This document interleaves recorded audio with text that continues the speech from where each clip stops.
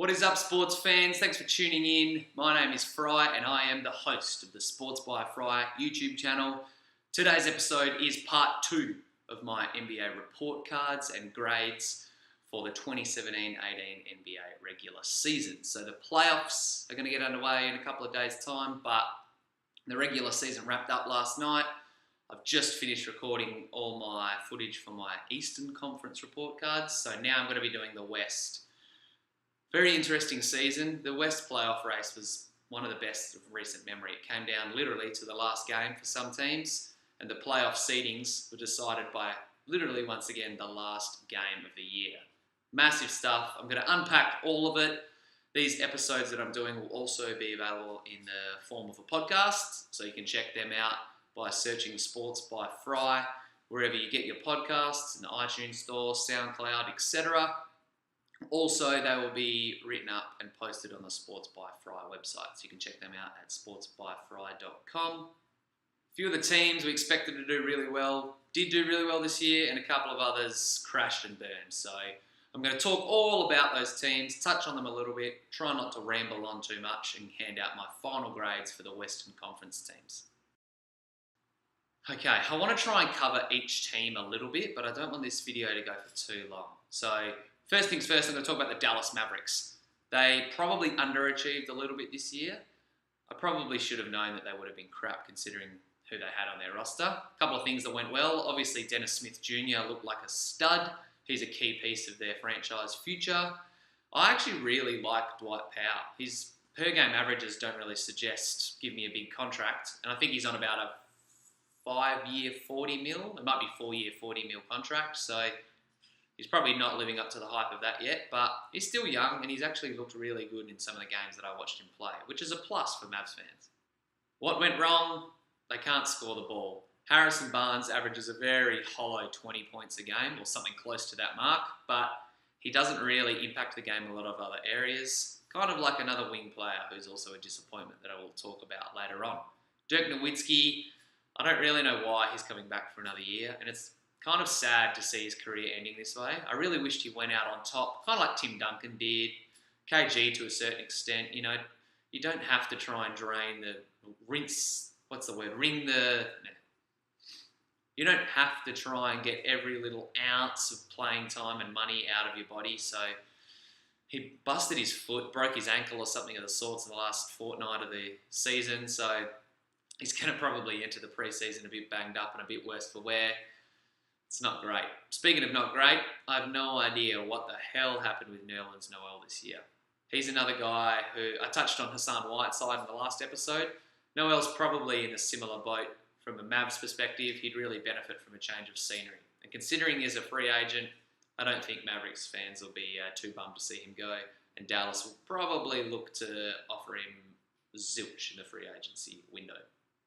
I predicted that the Mavs would win upwards of 30 to 35 games, but like I said, they really struggled this year. Probably a smart thing to do, to lose and bottom out, really get a good draft pick, but as a result, I gave them a D this year. There's some more tough times ahead for Dallas fans. There's not really a lot of promise with the exception of Dennis Smith for their future, so hopefully whoever they get in the draft this year can turn out to be alright, but yeah, not a great season for Dallas fans. Next up is the Denver Nuggets. I could talk about their highs and lows for hours. Real shame that they didn't get the job done in the last game of the year with a playoff spot on the line, but that kind of sums up the Nuggets season in a nutshell, really. They were pretty good, but when it mattered most and when their season's on the line, they just couldn't get the job done. It probably is going to cost Mike Malone his job, but there were some things that went right this year. Nikola Jokic is unequivocally a star of the competition. There's not many things that he can't do on offense. His defense clearly needs a bit of work, but when he's got the ball in his hands, he is an absolute gem. He's a special, special talent. I was crunching some numbers about 2/3 of the way through the year, and there is only a handful of guys who've averaged 20, 10 and 5 or 15, 10 and 6 or whatever stupid numbers that Jokic was putting up. As the Nuggets were making their big stretch and were really looking like they were gaining momentum and they were going to make the playoffs, Jokic was almost a walking triple-double. So having him under contract makes Nuggets fans a lot happier. He wasn't the only one though, and like I said, their offense is really their strong suit. Another part of their strong-suited offense was Jamal Murray. I called him Steph Curry 2.0 about, what was it, 9 months ago, which was a pretty big call, lofty call, but he's got a similar game style. He shoots a lot, he shoots quick, he can get to the rack, he's a good ball handler, and if you can put him, Gary Harris and Nikola Jokic together, nice core for the Nuggets, their future's looking pretty bright. Obviously though, things didn't go according to plan for Denver this season, and the big reason for that was defense. Points per game allowed, they were okay. I think they were about 21st in the league, but defensive efficiency was where they really let themselves down. They were the 26th ranked defensive efficiency team, allowing a lot of points per possession. So they've got to tighten the screws up a bit in that area. Another year into the likes of Jokic and Murray, and if Gary Harris was healthy down the stretch, they might have bumped their numbers up a bit as well, but their defense basically didn't get the job done. Another disappointing thing, when their season was on the line, they won games against the Thunder and Portland, which was really cool to see, but if they didn't drop games against Dallas and Memphis 2 weeks later, or Miami in double overtime, that one's a little bit of an exception, but playoff teams can't afford to drop games to Memphis and Dallas and the likes of those teams. I think Memphis was riding like a 17-game losing streak when they beat Denver, so if the Nuggets want to make the playoffs next year, which looks like they will, they should probably be in the mix again. They need to fix up their defense and they need to make sure they don't drop games like the ones they did down the stretch this year. For the Nuggets' final grade, I gave them a C. The offensive developments they made and the growth of their young guys kind of balanced out with the struggles that they had and missing out on the playoffs. To be in the position to be playing for a playoff spot for the last game of the year, I mean, it sucks to lose that game, but they were in that spot and they deserve to be in that spot. They played pretty good the entire season, but they just couldn't get over the line. Watch out next year, though. They could come out like a wrecking ball with Paul Millsap's healthy, Jamal's healthy and firing, and Nick Jokic is a walking triple-double, like I said. They could really challenge for a top 4 spot in the West. But they don't need to worry about that now. They need to sort out their defense, get everyone healthy, and worry about making the playoffs first. All right, I'm rambling, talking about teams too much. The Golden State Warriors didn't really do what I thought they would do. Obviously, they're in year 4 now of their massive stretch of success, so I probably should have seen it coming. I predicted that they'd win 69 games, and in the end they won 58, which isn't a struggle, isn't a bad thing, but I thought they'd be a little bit better. When Curry was healthy, he looked invincible and arguably looked like the best player in the league. Kevin Durant really did establish himself as a great defensive player as well. For about the first half of the season, I think he was leading the league in blocks and was in the Defensive Player of the Year combo. So those two guys are obviously success stories from their season. You could say that the injuries were something else that didn't go according to plan, but you can't really balance out for injuries. You know, they happen to every team. But the biggest problem for the Warriors is they're starting to look old and tired. I don't think it'll hurt them too much in this year's playoffs.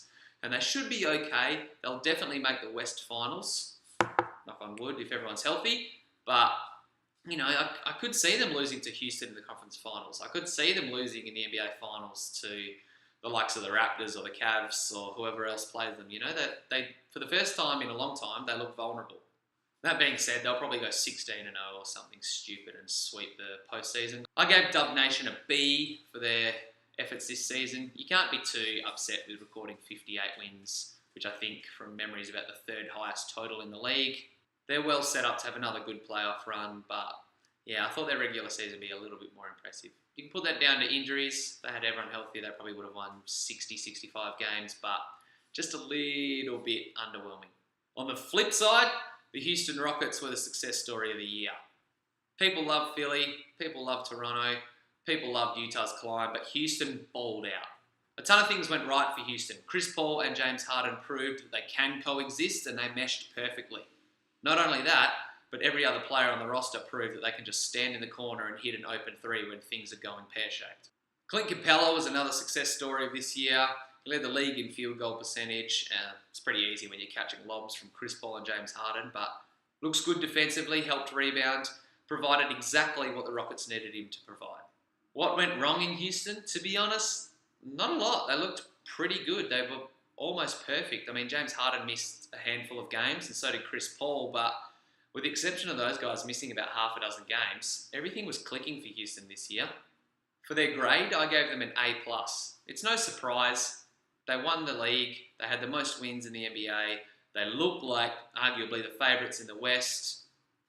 Maybe Golden State. I don't know. That's a discussion for a whole other day. But regardless of what happens this year, Houston's proved that they're in good stead to be a contender for at least the next few years. They do have the contracts of a few guys coming up that should shake things up and make things a little bit tougher. But yeah, they had a fantastic season and deserved their A+ grade. The Los Angeles Clippers, I predicted they would go 42-40, and they went 42-40. That was the only team that I got my win-loss record correct, bang on. A few I was about 1 or 2 games off, but the Clippers I nailed. What went right for them? Not much. Not much at all. Actually, that's not true. Lou Will played really good for them. Re-signing him on a very cheap contract is going to help their future, and they're not poised too bad for the future. They got a decent return in trading Blake Griffin. Tobias Harris looks fine, and another first-round pick will definitely help if they do kind of bottom out and start to do a little bit of a rebuild. That second first-round pick they got from Detroit will help bridge that gap and help them, stay in contention. That being said, they don't have a ton of cap flexibility. They've got some weird contracts. DeAndre's playing option this year will probably dictate a lot of their free agency moves. Gallinari signed a contract in the off-season. Austin Rivers, I think, has a player or team option for about 10 to 12 mils. So they're in an odd place with their contracts. And if they were trying to contend, they'd be in a real bit of strife. But after trading Blake, I think they're okay. Such a weird season from the Clippers. I don't know if Doc Rivers' job's in danger. I don't really know what their direction is, if they're going to try and rebuild real quick or if they're going to try and stay up and contend. I gave them a C-, only because there was a period of time where they looked like they were going to make the playoffs, and they ended up just falling a little bit short. So you could have maybe given them a C, but yeah, C-. I mean, losing Chris Paul like they did in the off-season and then coming back and going 42-40 is fine, and fine probably deserves a C-. The Los Angeles Lakers, they probably outperformed a little bit. They won 37 games in the end, which is a nice mark. They were, not hovering around the playoffs, but they weren't near the bottom of it either. They were kind of stuck in no man's land, which is where you don't really want to be as an NBA team. But they're in no man's land for a good reason. Getting another season of games into their young guys like Ingram and obviously rookies like Lonzo and Hart and Kuzma was fantastic. Their rookies looked really good. Say what you will about Lonzo's first 2 months or 3 months of the year, but he and Kuz were clicking towards the end of the year, and Josh Hart down the stretch showed that he's a nice piece as well. So they've got some nice young talent. They've also set themselves up pretty well to make a big splash in free agency. Whether they do or not is another discussion, but their future's set up pretty nicely. What surprised me was actually how good Kentavious Caldwell-Pope was. They signed him to a 1-year, $18 million deal, and to be honest, they might want to bring him back. He was fine for them. He was okay defensively. He got them buckets when he needed to. There was a period of time where he averaged like 7 rebounds for about 6 to 10 straight games. So, yeah, I'd keep KCP if I was running the Lakers. What went wrong this year? I think they traded the wrong guy at the deadline. I would have loved to see him keep Nance and flick Julius Randle. Randle loves to have the ball in his hand, and he's probably a better player than Nance, but they could have got a little bit better return for trading Randle, and with his pending free agency around the corner, they probably could have re-signed Nance for a lot cheaper than Randle. So if you keep Nance, maybe you keep him on a cheaper structured deal, but if they can't afford to pay Randle, they could just let him walk for nothing. So that's a small little nitpicky thing, but it's something that I wouldn't have done if I was running LA. Aside from that, things pretty much went according to plan. Like I said, they got another 82 games or another full season's worth of games into their young kids. I gave them a final grade of a B. They're well poised to attack the free agency market this year and next. And even if they decide that they don't want to go after any of the big fish, they can definitely add some nice pieces on good contracts and still afford to extend their rookies when those deals come up. The Memphis Grizzlies, I predicted that they would finish a couple of games under 500. They did not. They finished 22-60, the second worst record in the entire NBA. It's so bizarre to think. They started the year with wins over the Pelicans, Warriors, and Houston, in Houston. Going from 3-0 down to 22-60 is a massive drop, but there's reasons for it. The biggest reason, obviously, was Mike Conley's injury. He only managed a dozen games before he was shelved for the entire season. Not a great thing if you're a Grizzlies fan, and it kind of leaves them in a very, very weird spot. They could climb back up very quickly. They did a fantastic job of bottoming out and getting all the way down to those top picks. Imagine if they landed the likes of Luka Doncic or Marvin Bagley or Michael Porter Jr. and they decide to keep Conley, keep Gasol, keep Tyreke Evans. All of a sudden, that team could very well be a playoff team in the West. With the exception of those guys, though, they really just have a rabble of a roster. It was always going to happen. After their successful grit and grind era, they had to go through a bit of turnover. It saw Tony Allen and Zach Randolph and a few other guys let go. And players like Ben McLemore, who they invested in the off-season, etc., didn't really deliver. So if they want to be better next year, they need to find some smart investments in the free agency. Obviously, I thought they could stay in touch with playoff teams, but even with Conley in the lineup, they didn't really look that impressive. And they played awful for the entire year. So might seem a bit harsh, but I gave the Grizzlies a D. Don't be fooled. They could be a playoff team next year, like I said. But if not, they need to just completely blow it up. Get rid of Gasol, get rid of Conley, get rid of Evans. Even if it's just a protected first pick or something, just get them out of the door so that you can start the second chapter or the next chapter in Grizzlies franchise history. Turning my attention to the Minnesota Timberwolves now. They scraped into the playoffs by the skin of their teeth, and they pretty much have Jimmy Butler to thank for it. The move to get him as one of their leaders, or as their prime leader, was a fantastic choice by their front office. They had to give up a few nice pieces, and like I discussed in my East Conference report grades, it was probably a win-win for both teams, the Bulls and the Timberwolves, but Cat and Wiggins couldn't have led that team to the playoffs themselves. So getting Butler there, even though he missed a bit of time, having his presence around that team is worth its weight in gold. Speaking of Wiggins and Towns, they weren't great this year. Towns was probably, where we thought he would be. I thought he'd be a little bit better. He looks okay defensively, but obviously everyone knows that's one of the weak points of his games. But Wiggins, on the other hand, he really, really failed to fire. Similar to Harrison Barnes, as I talked about earlier. He averaged a very hollow 17 to 20 points a game. Didn't really do a lot else. Whinged and complained that he should be the guy when Butler was out and you expected him to step up anyway. It was an odd season for Andrew Wiggins, and he's a restricted free agent, I think, next year. T-Wolves might be tempted to let him walk and try and invest their money elsewhere. Considering the guys that they have, Minnesota was really bad on defense and rebounding the ball, which isn't inexcusable. Cat's a massive big man. He's had big rebounding games. Butler's shown a way to hustle and get on the boards as well and play good defense. But at the end of the day, there are only two guys. You need your whole team to contribute if you want to be great on defense. And the T-Wolves didn't. Is part of that because Tibbs decided that he'd only play 6 guys, 49 minutes a night, maybe.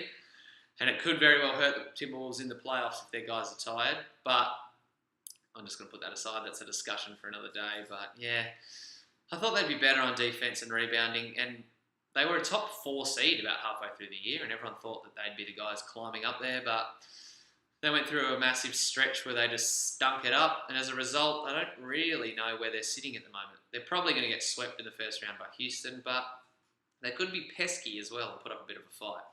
For the final grade, I gave the T-Wolves a B-. They made it back to the playoffs, and that alone in itself makes this season a success. I'm pretty sure they hadn't been to the playoffs since 2004, KG era, so about 14 years. Like I said, there could be a problem in the playoffs. I doubt it though. I expect them to flame out. But B-, made it back to the playoffs. Now it's time to build on this experience. The Pels, I thought that they'd win about 10 games less than they did, and Anthony Davis was obviously the reason that they won all those games. Averaging close to Wilt Chamberlain-like numbers. Okay, not Wilt Chamberlain-like numbers, but you know what I mean. He was balling out when Pels went on that massive 10, 11-game winning streak, and that probably at the end of the day is what saved their playoff spot. On the flip side though, losing Boogie really hurts. It would have been interesting to see how a whole season of Ant and Boogie panned out, and we probably would have had an answer of if they can coexist and play together, but to be honest, I have no idea if those twin towers can work well. They looked like they were going to work well, but the rest of their roster's a bit mud. And as a result, there was times where, they looked like they were going to miss, and then they looked like they were going to be in the playoffs again. Then when Boogie got hurt, Ant Davis fired up and obliterated the league, and that's probably what saved the Pels season. So looking at New Orleans as a whole, it's very tough to approach their off-season. I don't know whether re-signing Boogie or trading Boogie or letting him walk. I don't know what the right move is, and it's going to be interesting to see how their first round series goes. I'm pretty sure they play Portland, and if they can upset the Blazers, they might be tempted to keep DeMarcus, keep Drew Holiday, keep Ant, and have another go next year. But yeah, that's a lot of money that they could potentially use elsewhere if they let DeMarcus Cousins walk. Very similar to the way that I addressed the Bucks report cards. They can't let this opportunity slip because it could see Ant Davis pack his bags and leave New Orleans. He's still contracted for a few years, but really, what they do with DeMarcus Cousins will determine whether Anthony Davis stays or he might go when his contract is up. I was listening to a podcast the other day, and they were talking about how Kevin Garnett said his biggest regret was not leaving Minnesota sooner. Anthony Davis was asked that same question in a report, and he said it's definitely something that plays on his mind. So if the Pels can't get back to the playoffs next year and they can't build from this season that they've had, then I reckon the writing's on the wall and we can see AD in a new jersey sooner rather than later. Their final grade I gave was a B. Making the playoffs, considering they didn't have Boogie, regardless of how good Ant Davis is, deserves a bit of recognition. So a solid B. Next up is OKC. Gosh, didn't they have an interesting year? They were all over the shop. What went right? Say what you will about Westbrook being a stat padder or being hungry to chase rebounds, which he clearly is by boxing out Melo to try and secure a triple-double average for the second straight year. But I love the dude. Every team needs a guy that ferocious and that hungry to compete, and Westbrook is definitely that for the Thunder. He wasn't the only thing that went well. Steven Adams balled out this year as well and probably deserves some recognition in the awards. But yeah, Westbrook and Adams aside, things weren't too crash hot this year. Terrence Ferguson looked like he could be a handy pickup, and obviously Paul George did very Paul George-like things, but where they were let down was with the infusion of Carmelo Anthony into the mix. There were times where it looked like he was going to adapt and become that third stringer and the next scoring option, but then there were times where he went 0-4, was benched for the final quarter, was all sorts of debacle and fuck-withery with the Thunder this year, and that can be epitomised just by looking at Melo's roller coaster of a season. He wasn't the only Thunder guy that sucked this year. I was so disappointed in Patrick Patterson. When OKC signed him, I thought, fantastic. He'll be the nice little piece that'll come off the bench, maybe start a few games, get some boards, hit some threes, but he was virtually a non-factor, so it was a real shame for the Thunder. I thought that they'd push up and make a top 2 or 3 seed in the Western Conference. At the end of the day, they did finish 4th, so they deserve some recognition for that, but I expected more. And as a result, I gave them a C+. If they make the West Finals and they take down either Golden State or Houston, that grade will definitely be pumped up, but at the moment, I can't see them doing it, and they face a very weird off-season regarding Paul George. But, you know, it just kind of sums up OKC's year as a whole, doesn't it? The Phoenix Suns, everyone's favourite Tankapalooza candidate. They were the worst team in the league this season. There were some things that obviously went right and some things that definitely went wrong. One of the things that went right this year was Josh Jackson. Post All-Star break, he averaged close to 20 points a game and looked like the player that everyone thought he could be when he was flying around at Kansas. They actually nailed this season in my eyes. They bottomed out. They have the best lottery odds. They got Josh Jackson to develop. They traded for Elfrid Payton, who might not even be on the team next year, but it was a gamble worth taking. However, it's not all positives. I've been on the record quite passionately saying that I hate a lot of the Phoenix Suns big men. I do kind of make an exception for Dragon Bender. He was in the hate category at the start of the year, but he's definitely performed this season. I think he could be okay. But Marquise Chris, Alex Len, the rest of their bigs are pretty miserable. Len, I think, is a free agent this year and will probably walk, but I would love to see DeAndre Ayton added to this mix. Imagine Ayton with Devin Booker and Elfrid Payton and Josh Jackson and TJ Warren. I think that'd be a really exciting team. So hopefully Phoenix can get a top pick and don't get pushed out once the lottery balls drop. But yeah, definitely some things that went right and some things that went horribly, horribly wrong. Another one of those horrible things was Eric Bledsoe. It seems like so long ago that whole saga unfolded, where he was tweeting at a hairdresser's salon, and they didn't really get anything to show for it from a trade with him. I think Milwaukee ended up with their pick because it was protected between 11 and 16 or something bizarre. So I think it's unprotected next year, but Milwaukee will probably go up next year. So not a great return for Eric Bledsoe. Phoenix got a C grade from me, but this offseason proves crucial. They need to land a star that can play alongside Devin Booker with this draft pick. If they can do that, the next 3 or 4 years could see them develop into one of the very exciting franchises, similar to the way that Philly has this year. If they flop though, and they take the guy that turns out to be a bust, I reckon it's clean house time. Booker will get traded, everyone else will get cut, coach will be fired. Actually, they don't even have a coach at the moment, so yeah, very, very important draft coming up for the Phoenix Suns, but this year was okay. They got games into their young guys and they were able to get a top pick in the draft, so not too bad. Next up is the Portland Trail Blazers. They definitely outperformed this season in my eyes. I thought that they'd finish bang on 500. As a result of their little post-All-Star break tear, thanks to Damian Lillard pretending he was Stephen Curry back in his MVP season, they find themselves in the 4th seed, 5th seed, 3rd seed, 3rd seed. They were the 3rd seed playing the Pels in the first round after beating Utah last night. That's right. So definitely a lot of things that went right. Their defense looks really, really great, which is something that I didn't think I'd be saying, especially with the backcourt of CJ McCollum and Damian Lillard. They seem very well drilled as well. Terry Stotts has got all of them in a line. Everyone knows their role, and they did enough to succeed when they needed to in small patches. So their little tear that they went on post-All-Star break probably helped them avoid any of the chaos and carnage of the last week of the playoffs. And they weren't fighting on the last night for one of those final spots or for seeding. They were a little bit because they'd lost 4 in a row or 5 in a row going into last night's game against Utah, but their big stretch of wins that they had helped put them in good stead. They're not actually a great shooting team. Their numbers are boosted a little bit by their all-star backcourt, but their three-point shooting really concerns me. They still rank around the middle of the league, and that is taking into account Damian Lillard's hot stretch. So, yeah, I don't know. I don't think that Portland's in for a deep playoff run. Mo Harkless's injury came at the worst possible time as well. I know that he's questionable for the first round, so not everything is roses in Portland. I still don't know how good Portland is, and they could very well be upset by the Pelicans in the first round, like I mentioned. But taking everything into account and considering the carnage that unfolded in the West this year, I actually gave the Blazers a B+.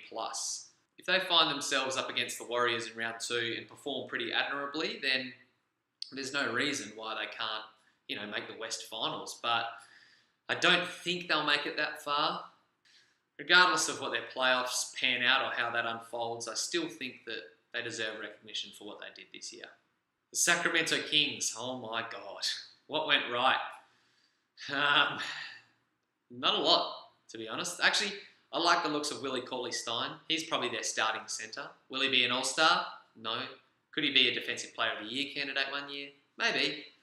He looks fine as a starting centre. De'Aaron Fox looks like a light version of John Wall. Will he be an all-star? Don't know. Too early to tell. Is he their franchise guy? Probably not. One of the bright spots, actually, was Zach Randolph, who led the team in points per game at a fantastically high rate of 14.5 a night. Well done, Sacramento. At least you got one thing right. Zebo's still got some miles in him.